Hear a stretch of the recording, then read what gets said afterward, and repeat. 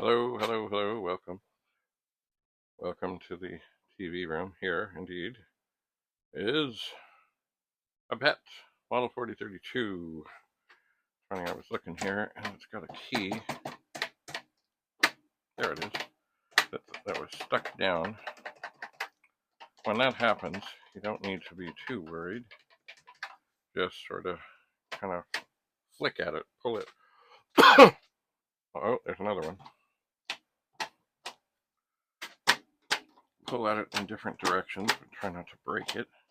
But just there it goes, it pops up. Any others? Oh, shift lock works.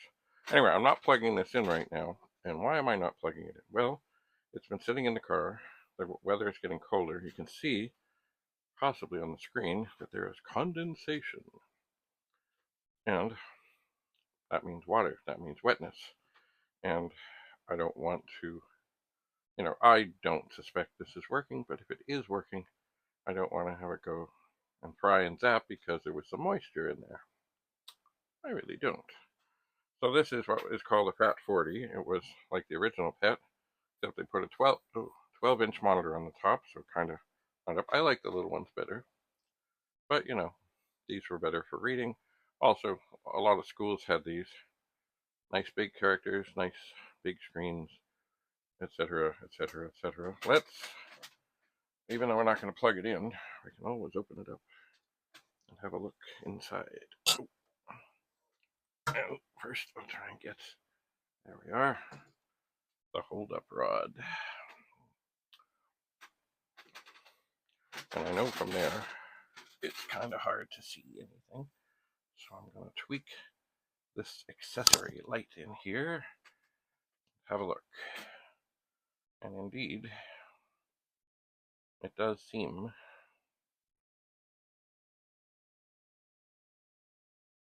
to be populated. Now there's a couple things here that they're in EPROMs, and from what I remember, when I got this fellow from, this machine was connected to the batteries included arbiter system. And the chances are these two ROMs that are EPROMs. And what's an EPROM? Well, it's an erasable programmable read-only memory. In other words, it has there are little windows, and with a UV light, you can blank the things and you can program them. So basically, if you're upgrading the ROM, changing the ROM to whatever, or you've got a special program, you can tweak things or make things completely different. And yes. Anyway, it doesn't look terrible. There's a little, there's dirt, there's dust, but it doesn't look terrible. There's a little dust on this cable. The thing that's, on the front of the machine, the actual name plate cover thing is pretty ugly, but it doesn't look bad in here. And the keyboard is there, and the power supply is there, and the big capacitor is there, and sadly, not much is socketed. It looks maybe like just the 6502, maybe, but I can't really tell from here.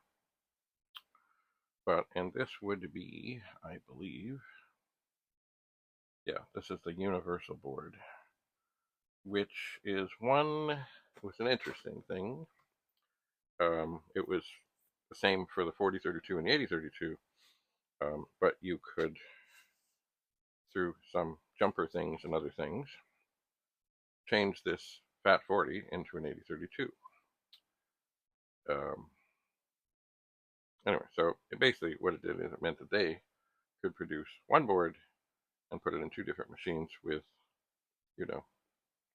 some tweakages. And I think there was also perhaps the character ROM chip was different. And who knows? Like, there's a genius in the Commodore world. His name is Stephen Gray, and he has made things, incredible things. And one of the things is a thing where you can put it in a 4032, and I'm not sure how it works. I saw the machine, but I was like, wow. And you just press Control 8, and it goes to 80 columns. Control 4, it goes to 40 columns, and it's a miracle. Anyway, Stephen Gray, genius, comes up with all kinds of great things, incredible things. Anyway, so what I'm going to do now is just leave this open and let it become one with the temperature. And then I will see about exploring a little wee bit. I shall. Oh, one thing I'm looking in here. There are some empty places for chips, and I think that's maybe to do with screen RAM and others. I would have to look it up. But there are 1, 2, 3, 5 places that could have chips in them that they don't. So maybe it's not just as easy as flipping a few jumpers. Maybe it's not. But I did get a machine once from a fellow who'd been a long time TPUG member that had some conversion thing, and there are these things here that are the main jumpers, and they had huge things sticking up out of them and things to put on and take off and stuff, but I really never explored it too much. Maybe I should have, and I'm sure I still have the machine around somewhere, so maybe I will.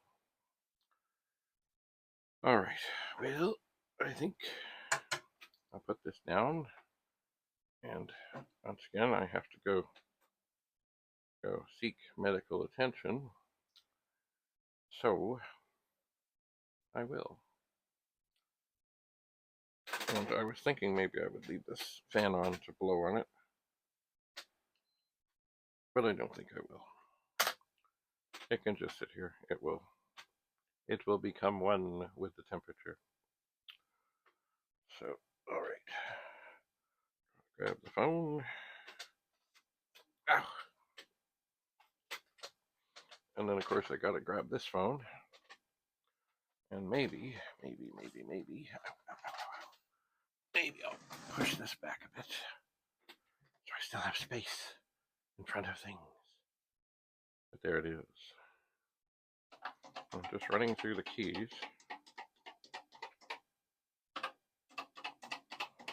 They seem to, shift lock these down, all be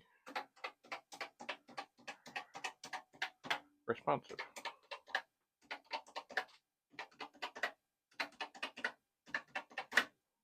They do. But until you turn the machine on and see what's what, you just never know, you know. So here it is, a Commodore PET Model 4032, otherwise known as a FAT 40. 12-inch screen. Nice keyboard. This thing here is ugly, and the machine itself is pretty dirty. So once again, it is a candidate for a magic eraser, which I will not do now, because, well, I gotta go. But, yes, the case can be prettier, and this thing, I don't know if I'll peel it off or not. I mean, it's pretty solidly on there. It's just, it's damaged. Probably this was some computer owned by some school board, and computers in schools, well, this is tough and rugged and everything, they do, on occasion, take, you know, a little abuse. For one thing, they certainly get used, you know, like if there is a computer room that's being used 4 or 5 times a day with 30 different people in there, it means there's a whole lot of people pounding away on this keyboard. So, anyway, we'll see. I don't know what's up with this, but I'll find out. One step at a time. Anyway, thanks for coming to the TV room, and we'll see you again later. Chances are after I see the doctor and after I have a good long nap, or try to. And I'd really like to find out why sometimes I wake up and it just feels like every molecule is shaking. It's very strange. Anyway, all right. Thanks for coming. Have a lovely day. Bye for now.